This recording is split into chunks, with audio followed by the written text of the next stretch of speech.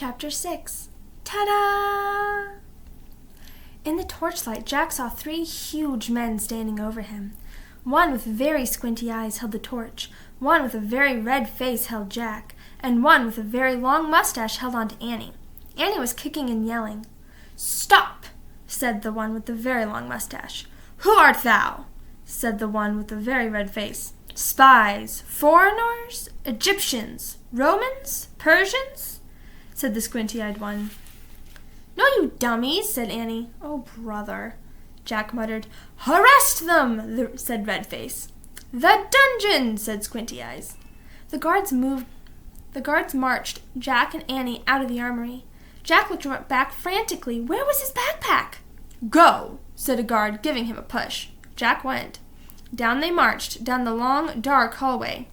Squinty, Annie, Mustache, Jack, and Red. Down a narrow, winding staircase. Jack heard Annie shouting at the guards, "Dummies, meanies, we didn't do anything." The guards laughed. They didn't take her seriously at all.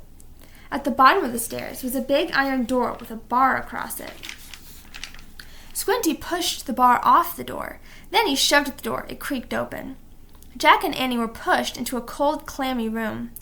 The fiery torch lit the dungeon. There were chains hanging from the filthy walls. Water dripped from the ceiling, making puddles on the stone floor.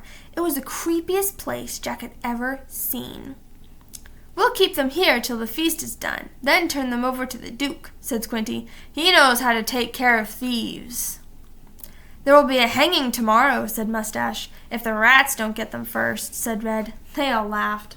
Jack saw that Annie had his backpack. She was quietly unzipping it. "Come on, let's chain the 2 of them," said Squinty. The guards started toward them. Annie whipped her flashlight out of the pack. "Ta-da!" she yelled. The guards froze. They stared at the shiny flashlight in her hand. She switched the light on. The guards gasped in fear. They jumped back against the wall. Squinty dropped the torch. It fell into a dirty puddle on the floor, sputtered, and went out. "My magic wand," Annie said, waving the flashlight. "Get down or I'll wipe you out." Jack's mouth dropped open. Annie fiercely pointed her light at one, then the other. Each howled and covered his face. Picture. "Down, all of you, get down," shouted Annie. One by one, the guards lay down on the wet floor. Jack couldn't believe it. "Come on," Annie said, "let's go."